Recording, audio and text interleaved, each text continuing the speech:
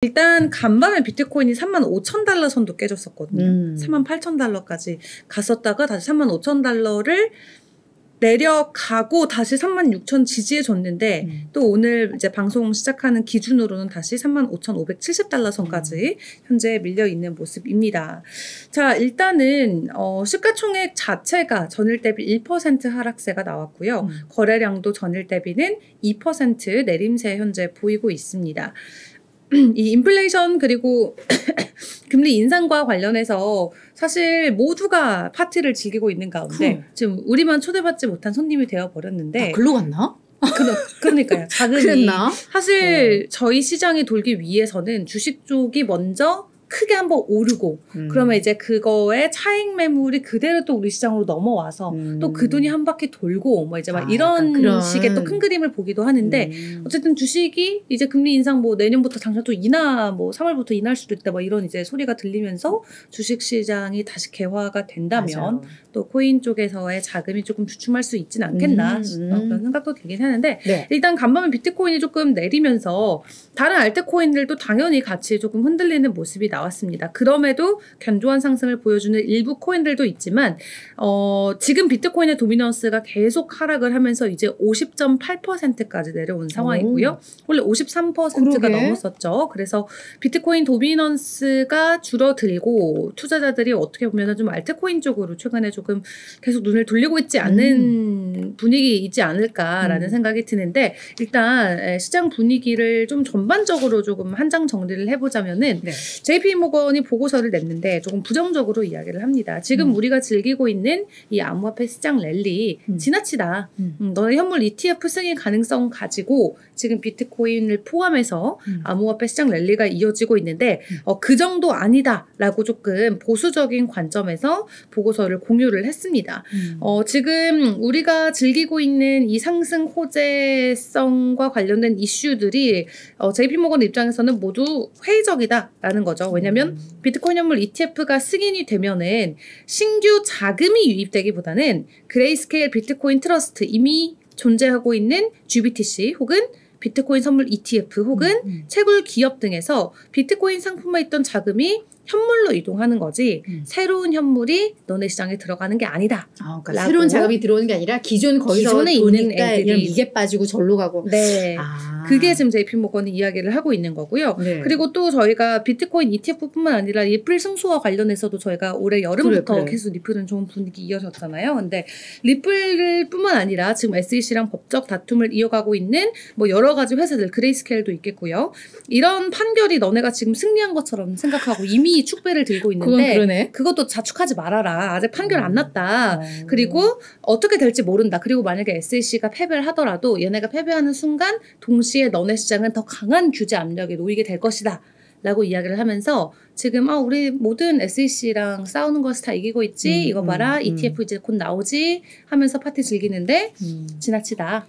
그러네. 사실은 저 말 듣고 나서 생각해보니까 결정난 게 아무것도 없었는데 우리는 이미 다 결정 냈었네. 저희는 이미 다 반영됐죠. 근데 원래 뭐 시장이든 뭐 이런 시장은 그럼 기대를 먹고 사는 곳이에요. 뭐 당연한 거 아니야? 그러니까 이 선행성이 있는 게 그런 기대감이 반영돼서 선행이 되는 건데 그걸 또 너무 저렇게 할 필요는 없다고 보는데 뭐 아무튼 저 얘기도 기다려 들을 필요는 있을 것 같긴 해요. 우리가 너무 흥분하면서 먼저 앞서 나갈 필요는 없으니까요.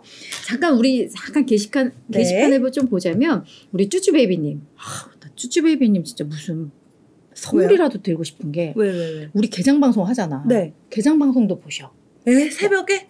그러니까 밤 한 11시 반 요맘때쯤. 아이고. 그리고 내 방송도 보셔. 그리고 빠친코도 보셔.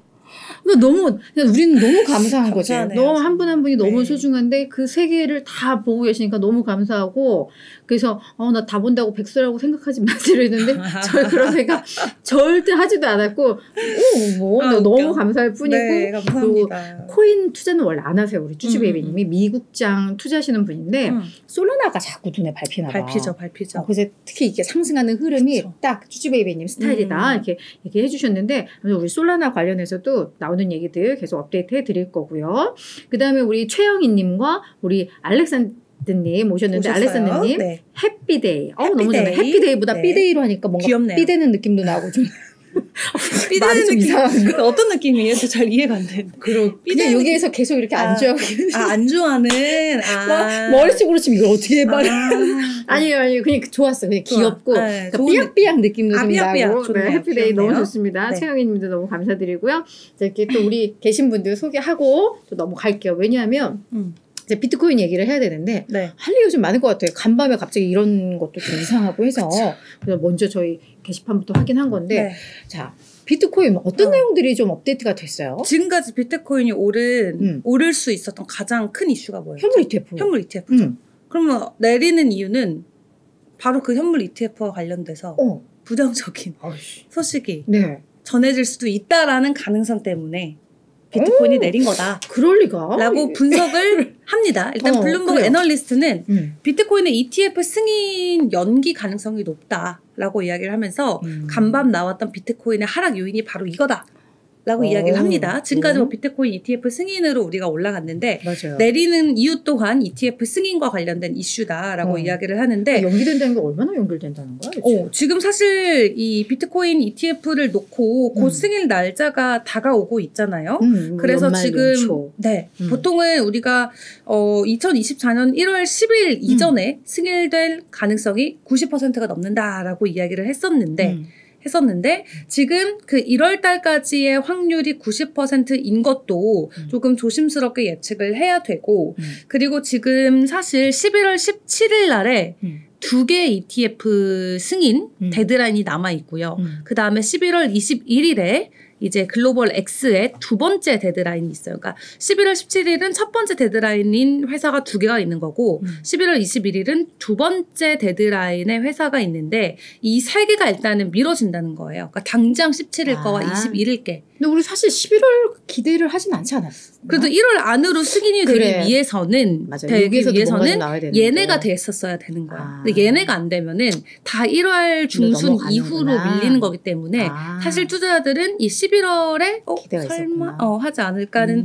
기대감이 있었는데 일단 이거 승인 안 될 것 같다라고 지금 이야기를 하면서 단기적으로 승인이 될 가능성이 높진 않고 또 늘 전문가들이 이야기하는 것처럼 하나의 회사만 해주지 않을 거다. 할 거면 동시에 다 같이 승인해서 한 번에 규제를 하려고 하지 한 명 한 명 승인을 하지 않을 거다라고 이야기를 했기 때문에 당장 우리가 생각하는 것만큼 가깝지 않을 수도 있다라는 이야기가 나왔고요. 그리고 코인베이스 리서치 책임자 같은 경우는 조금 긍정적인 이야기를 반대로 했습니다. 일단 비트코인이 ETF 시장에 진출을 하면은 우리가 과거에 봤던 금현물 ETF와 동일한 시장 접근성의 향상 효과를 기대해 볼 수 있다. 늘 예전부터 이 전문가 저 전문가가 이야기해오던 거였죠. 맞아요. 그래서 자산이 금 같은 경우도 ETF 출시하고 나서 340% 증가했기 때문에 그거 그대로 우리 시장에 반영해 볼 수 있다. 근데 중요한 거 우리는 공급량이 제한적이라는 건데 금보다는 훨씬 제한적이잖아요.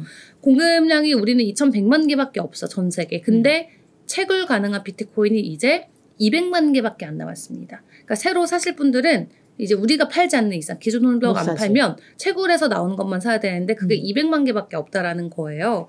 그래서 이런 상황에서 ETF까지 나온다, 자금이 더 들어온다, 금 이상의 상승 우리가 가져갈 수 있다라고 긍정적인 이야기를 또 해주셨고요. 또 우리 캐시우스 돈다모 언니 같은 경우는 오는 2030년에 암호화폐 시장 규모 자체를 25조 달러까지 확대될 것이다라고 예상 1조입니다.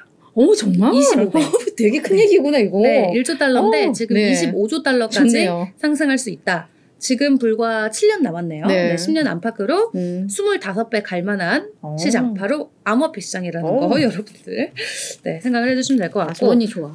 저 언니 좋아요.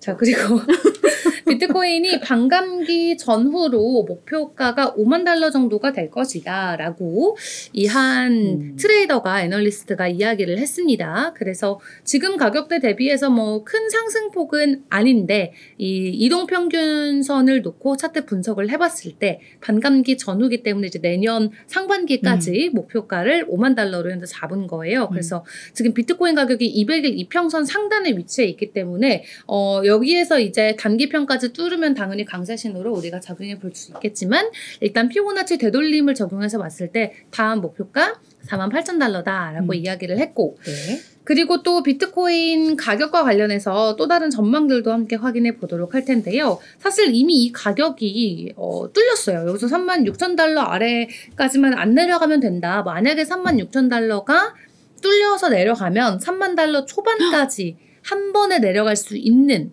현재 위치다라고 이야기를 했죠. 근데 간밤에 37,000에서 35,000까지 한 번은 사실 뚫렸기 때문에 또 저희가 오늘 하루 동안 형성될 시장의 가격을 조금 예의주시해 봐야겠습니다. 일단 중요한 하락 방어선이 36,000달러였다라는 부분 기억을 해주시면 될 것 같고, 기술적인 차트 지표를 놓고 봤을 때 일단 단기적으로 우리가 지지받을 수 있는 구간이 뚫렸다라는 거는 추가적인 가격 하락의 가능성이 있다는 거 여러분들도 생각을 해주시면 되겠습니다.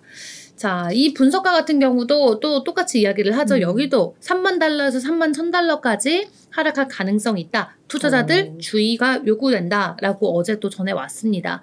비트코인이 사실 38,000달러까지 조금 급등을 했어요. 좀 갑자기 오름세를 보였는데 단기 보유자들 같은 경우는 얘가 급등을 해주면서 상당수가 수익권에 들어가게 되고, 그러다 보니까 차익 실현 매물이 나올 수밖에 없었는데 장기 보유자들의 평균 매수 가격 흐름도 지금 비트코인 단기 고점에 도달했을 가능성이 시사가 되고 있다. 그러니까 오래 들고 있었던 사람도 지금이 어떻게 보면은 다들 좀 매수했던 가격보다도 이 수익권에 들어왔을 가능성이 있기 때문에 단기적으로 31,000달러까지 수준, 31,000달러 수준까지도 하락할 수 있다라는 부분 또 반복돼서 전문가들이 이야기를 하고 있습니다. 단기적으로 들어온 사람들은 그냥 지금 바로 차익 실현해서 야, 나 비트코인 들어갔다가 뭐 한 달 만에 보서 뭐 밥값 벌었어 막 이렇게 되면서 팔 수 있으니까 이제 그런 물량 때문에 더 빠진다는데, 네. 우리 같은 입장에는 이제 총알 준비하고 있어야 돼요. 그렇죠. 그래서 실제로 30,000달러까지 떨어지면 사야지. 사야지. 엄청나게 사야지. 맞아요. 이제 저거 이제 돈이 없어. 그렇지. 다들 그게 문제긴 한데. 엄청은 못 그럼 막 사는데 5만 달러, 10만 달러 가는데. 네. 사야지. 네. 그래서 그래서 내가 진짜 알트코인 갖고 이렇게 얘기 안 하는데 비트코인은 난 금 같아. 비트코인은 이제 그냥 금이야, 금. 그래서 비트코인은 좋습니다. 이제 그냥 뭐 그냥 사는 거다. 실체 없는 뭐 이런 거 아니에요. 아니죠. 비트코인은 무조건 기회 되면 이제 사는 겁니다.